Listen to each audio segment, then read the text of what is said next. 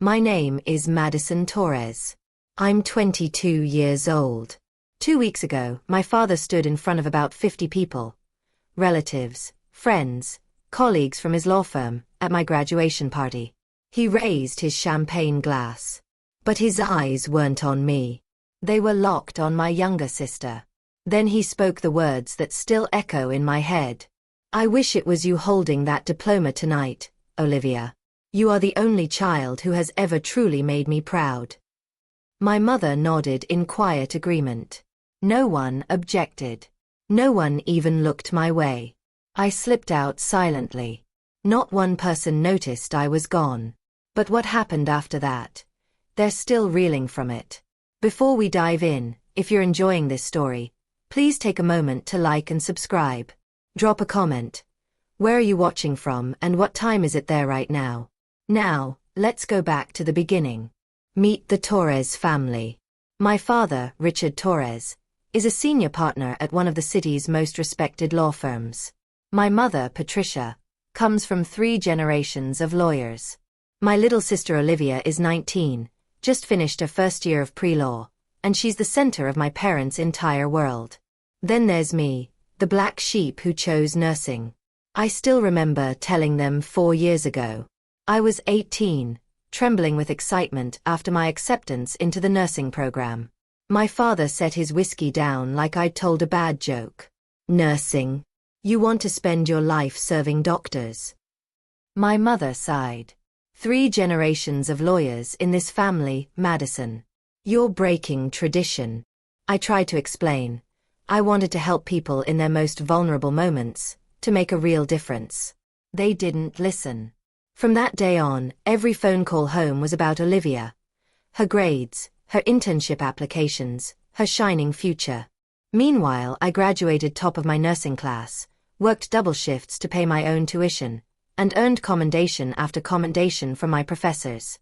They never once asked how I was doing. Never came to a single ceremony. But one person in the family always stayed in touch. She called every Sunday without fail. She remembered every exam, every clinical rotation, every small victory. The one person my father never respected. And she would change everything. 2 months before graduation, I received an email from my mother.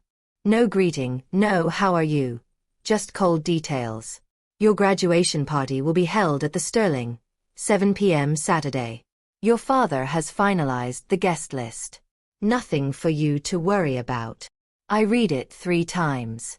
My graduation party, planned entirely without me. The attached guest list made my stomach sink. 53 names.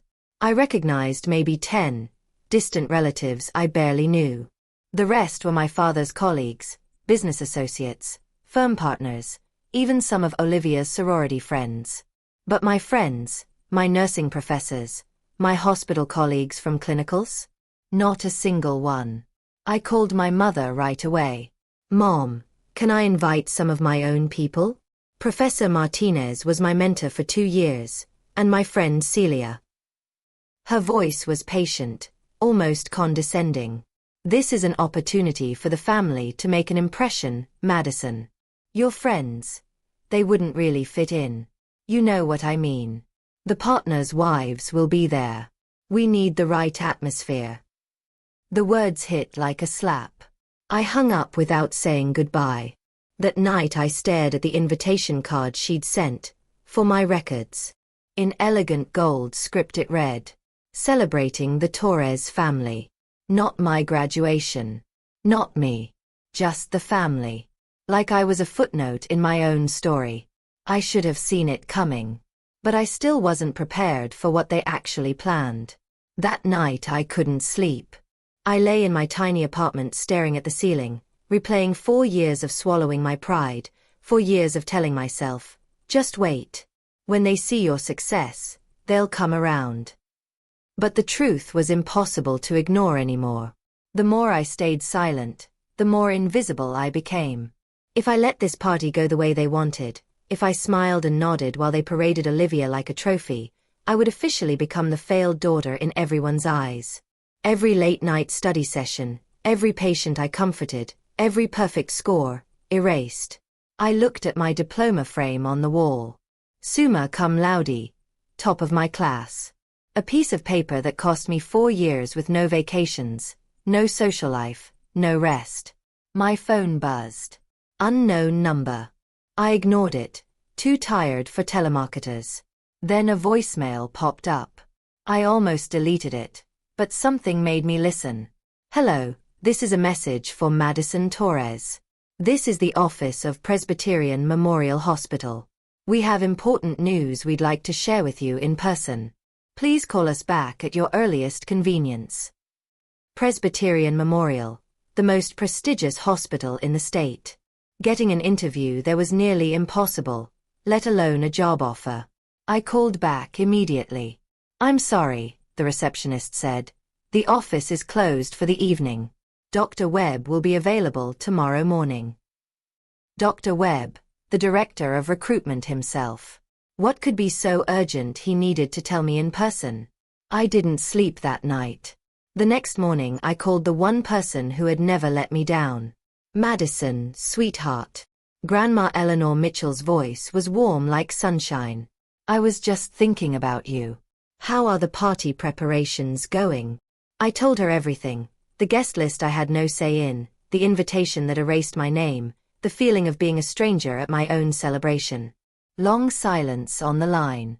Did your father invite me? She finally asked. I hesitated. I'm not sure, Grandma. I see. Her tone hardened just a little. Well, I'll be there regardless, invited or not. Grandma, I don't want to cause trouble. Trouble? She laughed softly. Sweetheart, I spent 40 years as a nurse. I faced down doctors who thought they were gods and administrators who thought they owned us. Your father's disapproval doesn't frighten me. Tears pricked my eyes. At least someone was in my corner. Madison, she continued, your value doesn't depend on whether your parents can see it. I know what you've accomplished, and I'm proud enough for all of them. Thank you, Grandma. Oh, by the way, her voice lightened. I ran into Dr. Webb last week, the recruitment director at Presbyterian Memorial. Do you remember him? My heart skipped. You know Dr. Webb? We served on the Community Health Foundation board together for 15 years. He mentioned your name, said some very impressive things about you. What did he say? Call him back, sweetheart. I think you'll want to hear it from him directly. She hung up before I could ask more. What exactly had my grandmother told him about me? 3 days before the party, I drove to my parents' house. I found my father in his study reviewing case files.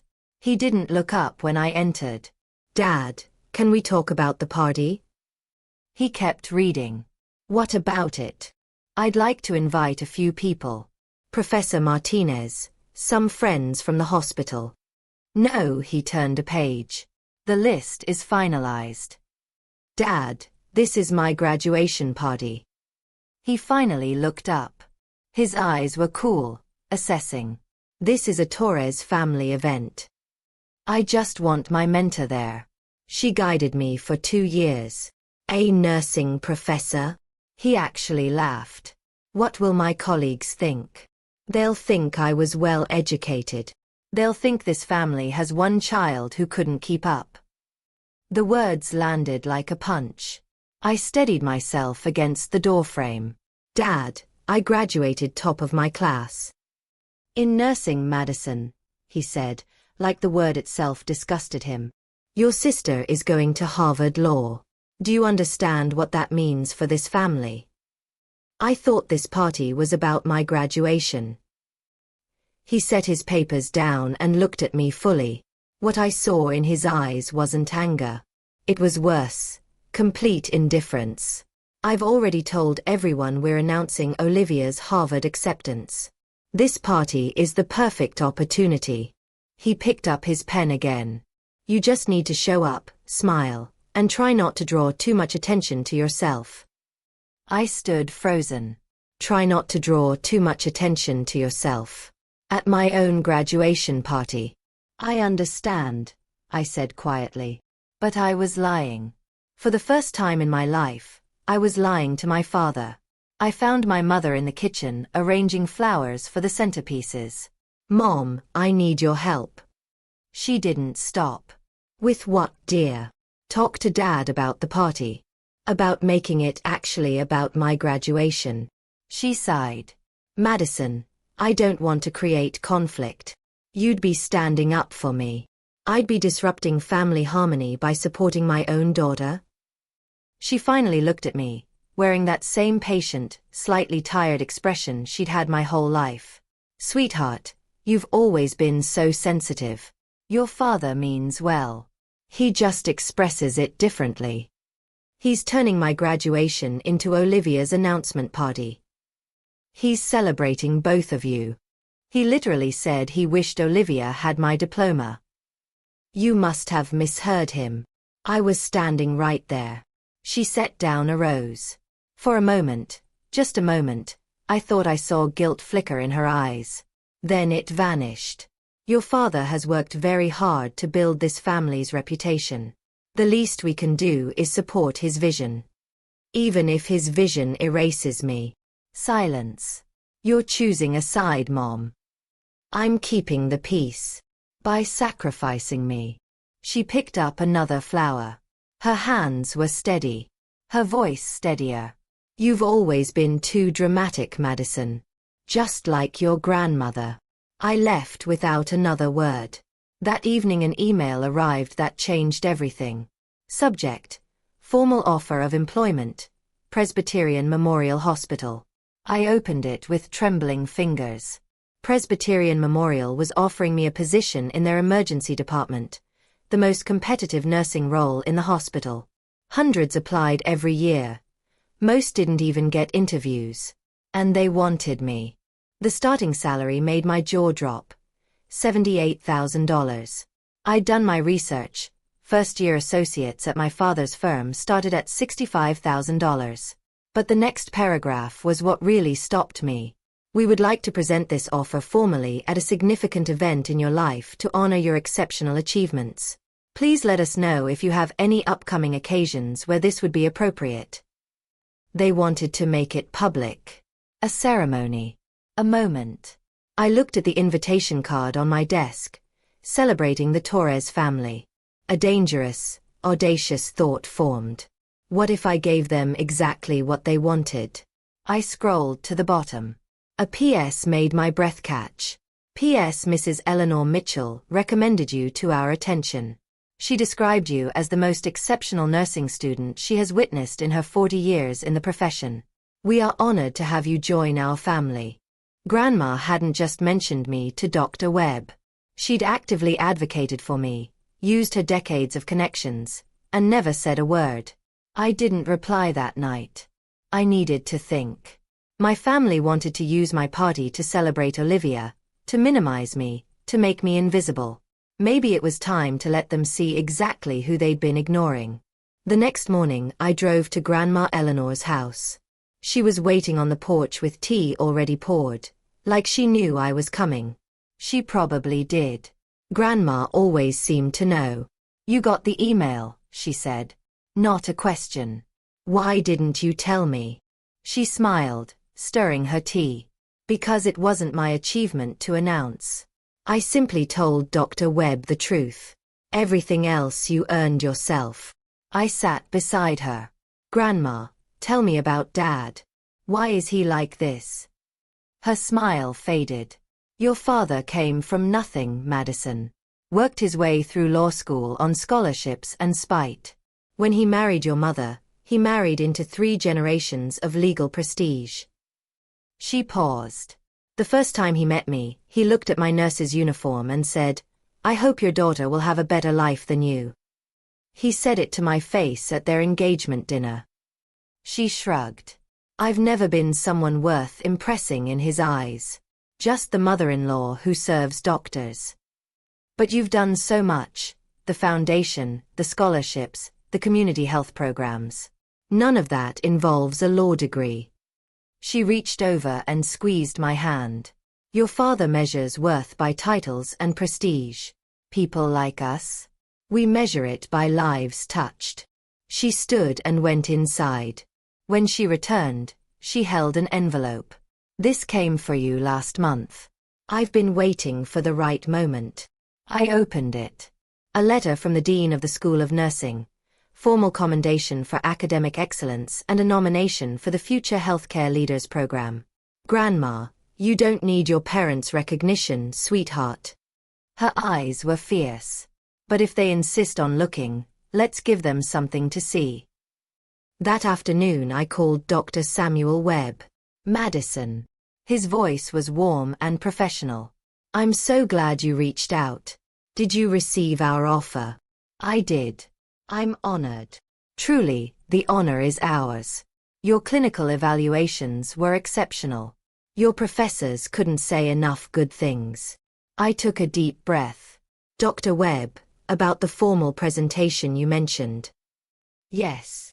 I have an event this Saturday. My graduation party at the Sterling restaurant. That sounds perfect. A celebration of your achievement. I hesitated.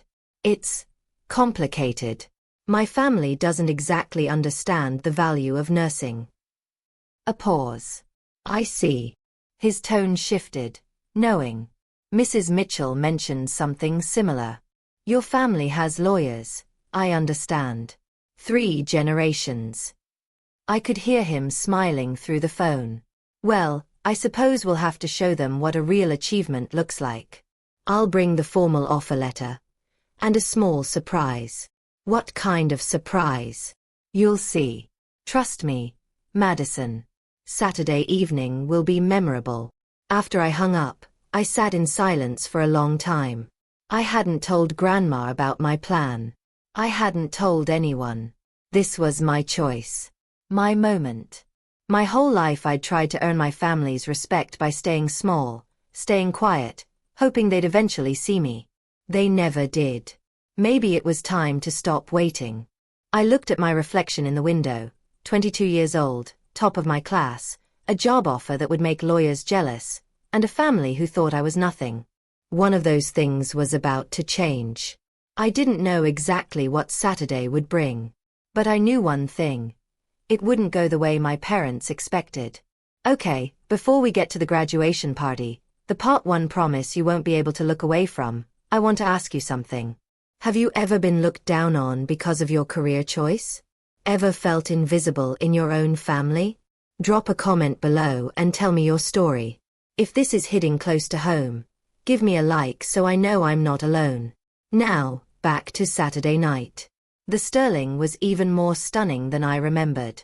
Crystal chandeliers cast golden light over white linen tablecloths. Fresh roses everywhere.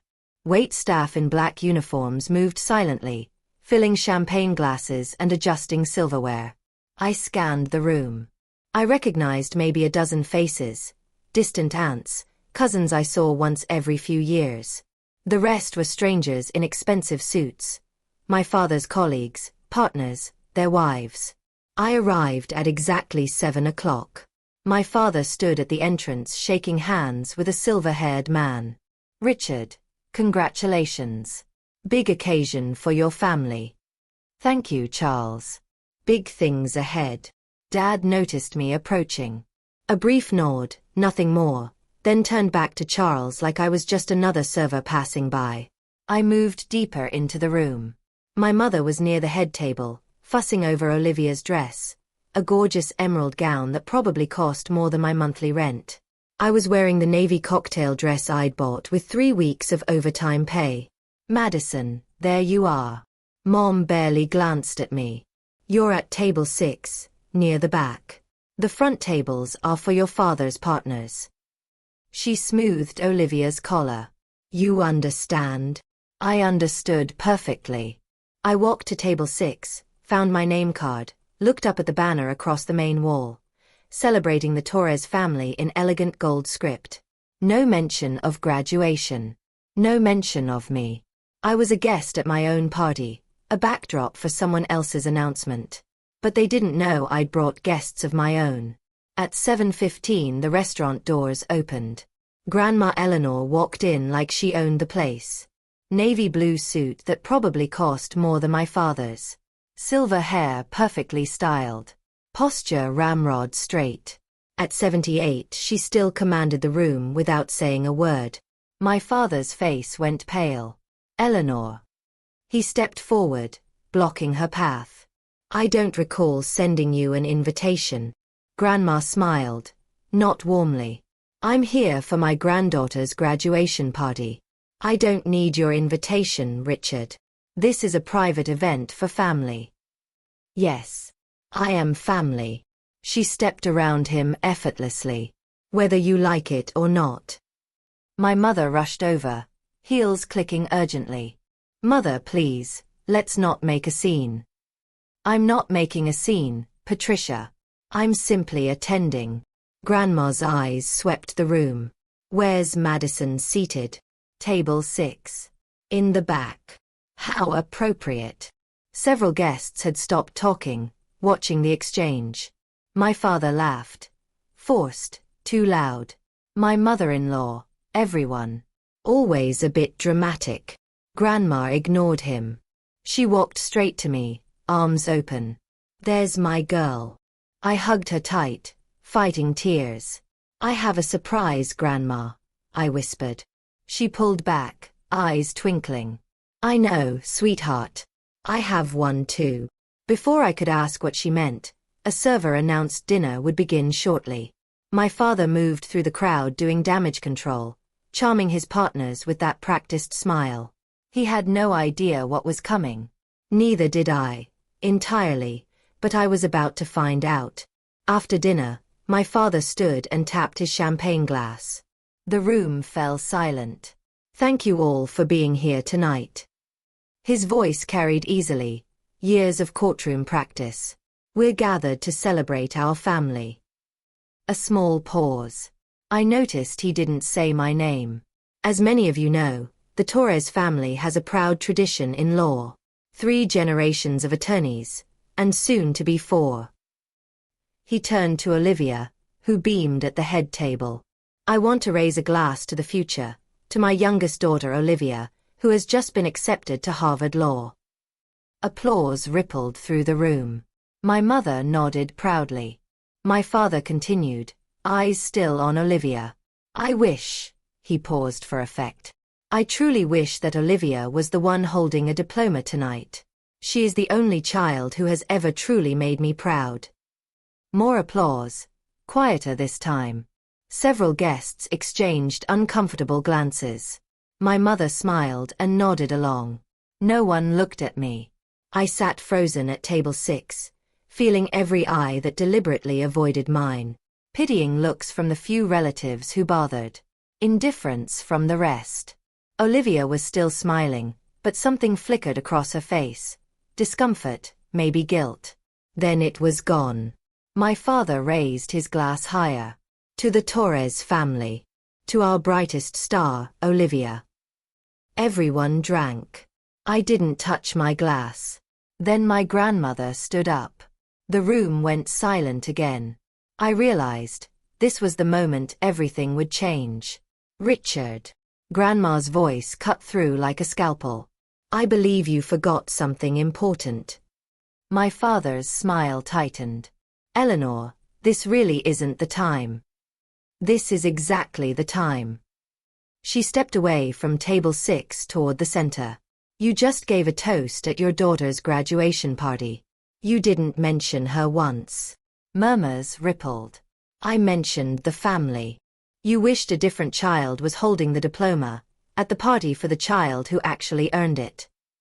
Eleanor, you're embarrassing yourself. No. Richard. You've been doing that for years. Gasps from several tables. My father's colleagues leaned in, suddenly very interested. This is a family matter, my mother interjected, standing. We shouldn't air private issues in public. Private. Grandma laughed softly. You planned a public party to announce Olivia's college acceptance at Madison's graduation celebration. You put her at the back table.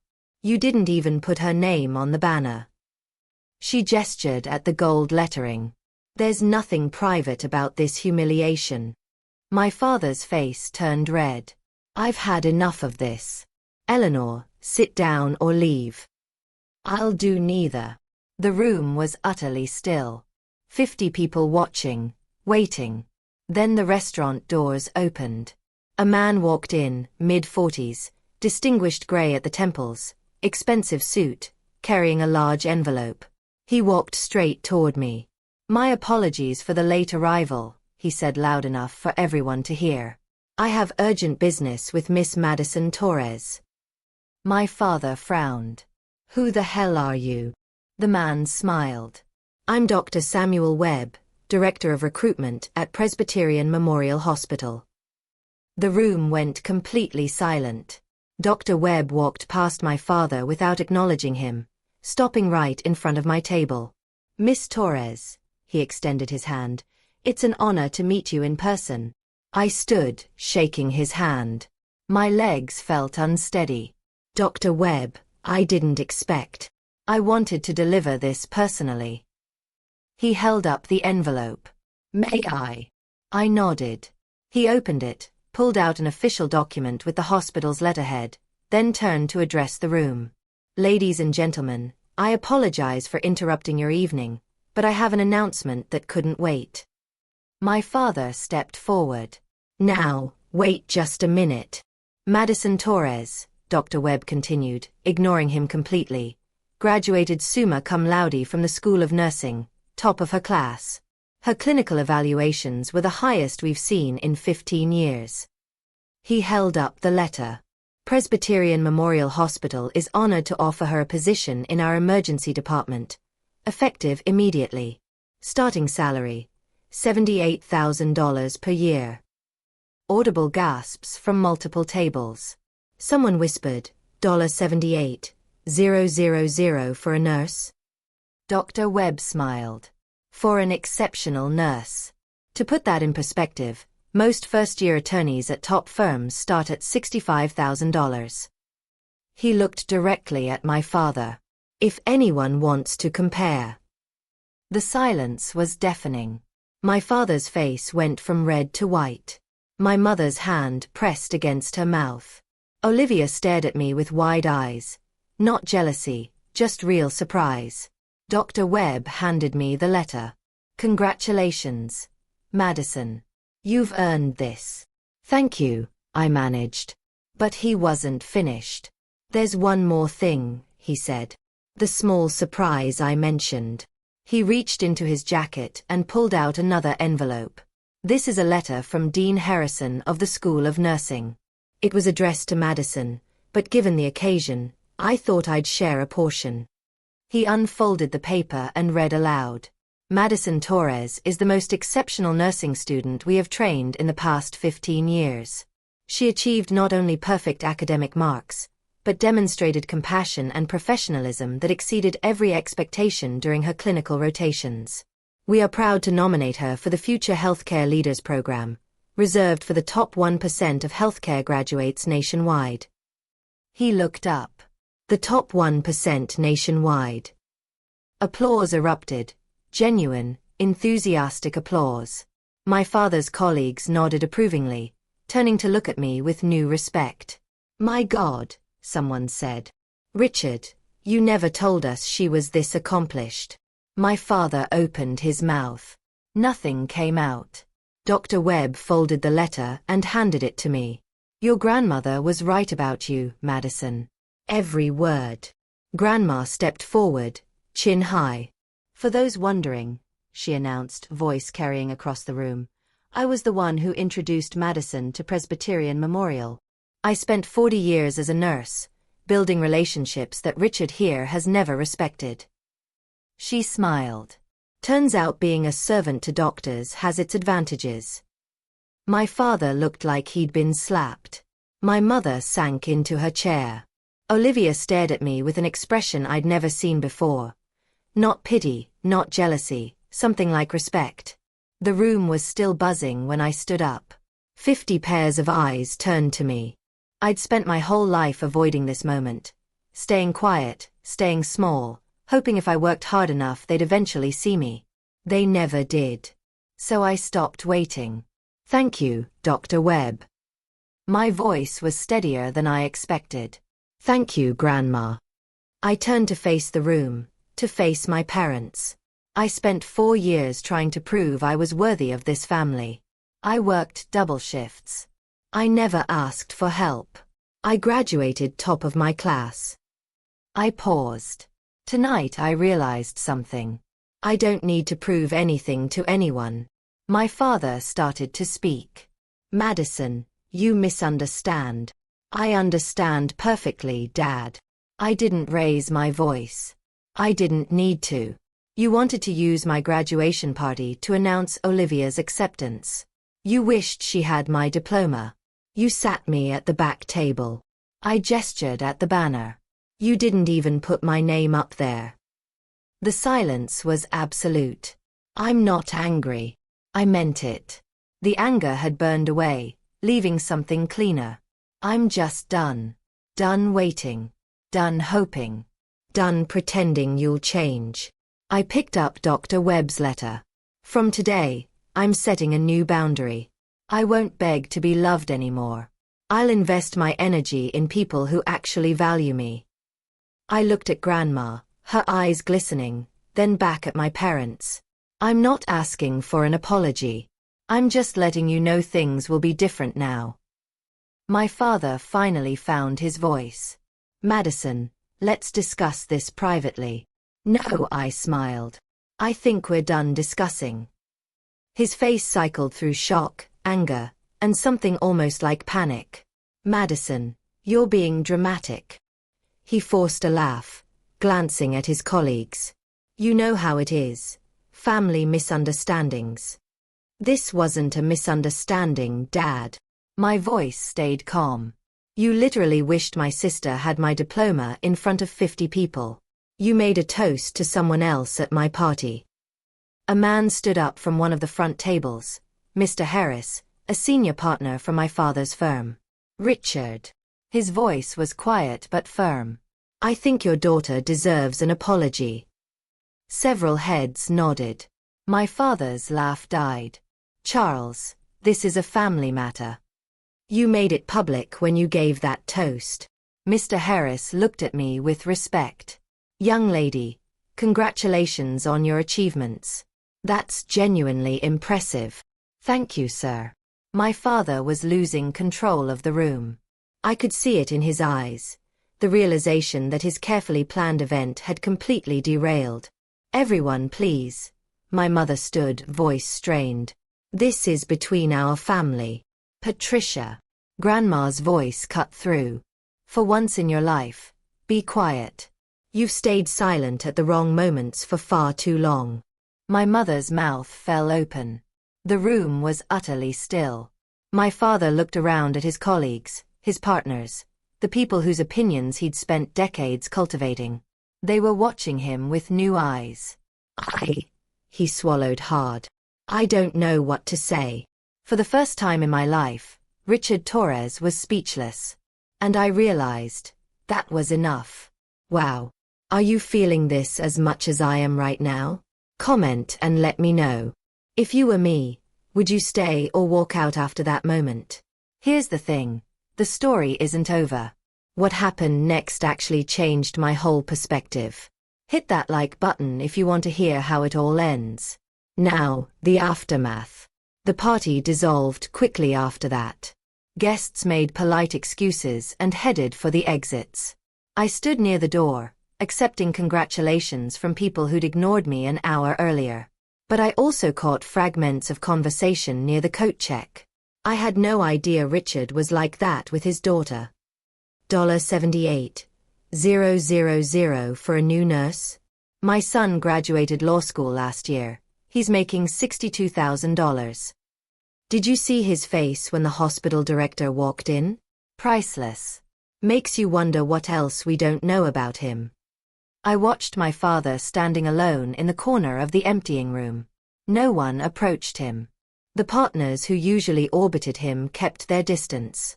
My mother frantically gathered her things, avoiding eye contact with everyone. Mr. Harris stopped beside me on his way out. Miss Torres. He pulled a business card from his wallet. If you ever need anything, a recommendation, a reference, advice, Don't hesitate to call. Thank you, Mr. Harris. Your father is a skilled attorney. He paused. But tonight I learned something about his character I wish I hadn't. Good luck to you. He shook my hand and left. I looked across the room. Olivia was still at the head table, alone. Now she was watching me, not with anger or jealousy, but with something like confusion, like she was seeing me for the first time. Our eyes met for a long moment. Then she stood and walked toward me. I braced myself. Olivia stopped in front of me. Her emerald gown suddenly looked too bright under the dimming lights. Madison, her voice was hesitant. Are you okay? I almost laughed. Are you seriously asking me that? She bit her lip. I didn't know it was this bad. How could you not know? She looked down.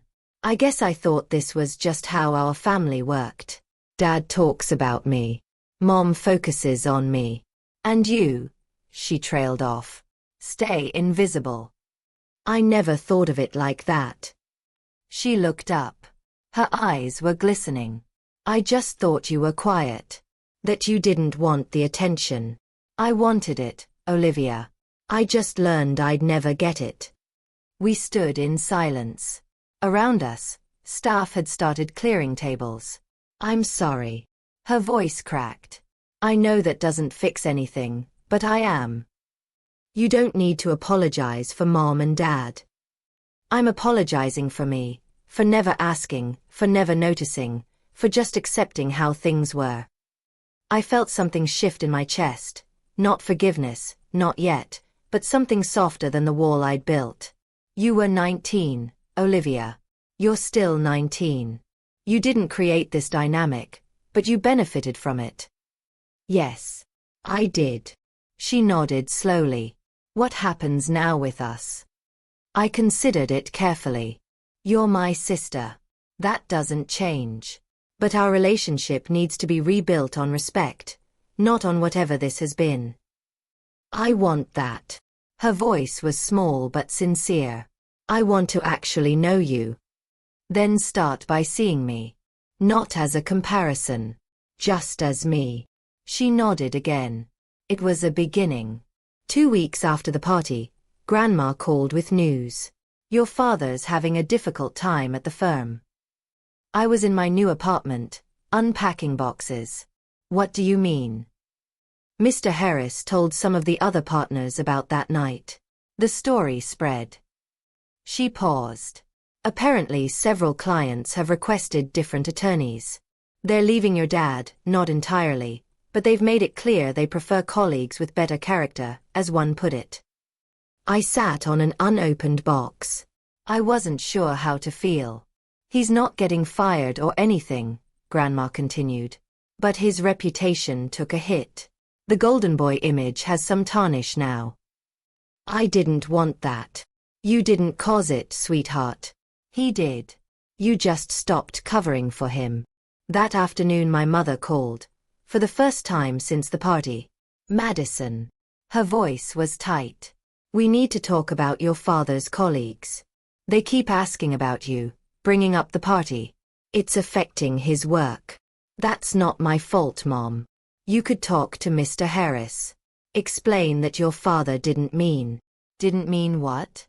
To humiliate me? To wish Olivia had my accomplishments? To seat me at the back of my own party? Silence. I can't control what people think about Dad, I said quietly. That's the consequence of his actions, not mine. Madison, I'm not going to clean up his mess. Not anymore. I hung up. For years I'd protected my family's image by staying quiet, accepting less, making myself small. Those days were over. The consequences of their choices were theirs to carry now. My first day at Presbyterian Memorial, I stood outside the emergency department doors for a full minute, just breathing, taking it in. The badge clipped to my scrubs read, Madison Torres, RN. My name. My title. My achievement. Ready for your first shift? Dr. Webb appeared beside me, smiling. More than ready. Good. Because the ER waits for no one. Inside was controlled chaos, exactly what I'd trained for. Monitors beeping, nurses calling vitals, doctors moving with purpose. I was assigned to a veteran nurse named Gloria for my first week. She showed me the systems, the shortcuts, the unwritten rules. "You're good," she told me after my first patient intake. "Really good. Whoever trained you knew what they were doing." I had an excellent professor. And my grandmother was a nurse for 40 years, Eleanor Mitchell. Gloria laughed. "Honey, everyone in this hospital knows Eleanor. She helped train half the senior staff. That woman is a legend." A warm glow spread through my chest. A bouquet of sunflowers waited in the break room from Grandma, with a note. "To my granddaughter on her first day. I've always been proud of you. Always." My first real patient was a 72-year-old woman with chest pains. Alone. Scared. Gripping the bed rails with white knuckles. I took her hand. "I'm Madison. I'm going to be with you through this. You're not alone." Her grip relaxed. Her breathing steadied. This was why I chose nursing. Not for money or prestige. For moments like this. For being there when someone needed me most. I was exactly where I belonged. 3 months later, my life looked completely different. I had a job I loved, colleagues who respected me, an apartment that finally felt like home, and Grandma Eleanor visiting every Sunday for tea and stories. As for my family, my father still hasn't called. Not once. I wasn't surprised. Richard Torres doesn't apologize. He waits for problems to disappear. I'm not disappearing anymore. My mother texts occasionally, short messages. "How are you? Thinking of you." Never an acknowledgement of what happened. Never an apology. I reply politely, briefly. Nothing more. But Olivia surprised me. She calls every Sunday right before Grandma's visits. We talk for 20 minutes, sometimes longer. She tells me about law school applications. She's reconsidering Harvard, looking at schools closer to home. She asks about my patients, my shifts, my life. She never mentions our parents. "I want to understand you," she said one Sunday. "Not the version of you I thought I knew. The real you. It's not perfect. We have years of distance to bridge. But she's trying. That means something. The Torres family isn't healed. Maybe it never will be. But I've stopped waiting for healing to come from anyone but myself. I set new rules. I'll answer if they reach out, but I won't chase their approval anymore. I'll attend family events if invited, but I won't tolerate disrespect. I'll love them from a distance if that's what it takes to protect my peace. Boundaries aren't punishment. They're self-preservation. And for the first time in my life, I'm putting myself first. Sometimes on quiet evenings I sit on my apartment balcony and watch the city lights come on. I think about the journey that brought me here. 4 years of working myself to exhaustion, trying to earn love I should have had freely. 1 night of public humiliation that could have broken me. 1 decision that changed everything. I stopped pretending to be invisible.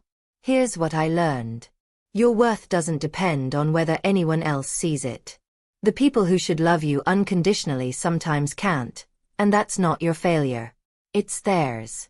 Boundaries aren't revenge. They're not cruelty. They're the line you draw between what you'll accept and what you won't. Between who you are and who others want you to be.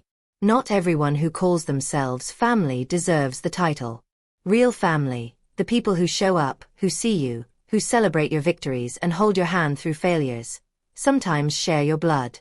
Sometimes they don't. I didn't beat my parents that night at the Sterling. I just stopped losing myself to them.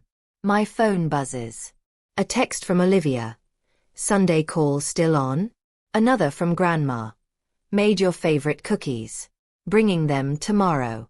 A third from Gloria at work. "Patient from last week asked about you. Said you were an angel. Thought you should know." I smile. A real smile. The kind I couldn't remember having before all this. My father wanted me to be invisible. My mother wanted me to stay quiet. But I refused. And that made all the difference. I didn't win against them. I just stopped losing myself. That's the only victory I needed. That's my story. Thank you for staying with me until the end. If you've ever felt overlooked, compared, or invisible in your own family, I want you to know, you deserve better. Your worth isn't determined by anyone else's inability to see it. If you want more stories like this, check out the video linked in the description. Like, subscribe, and hit that notification bell. See you in the next one.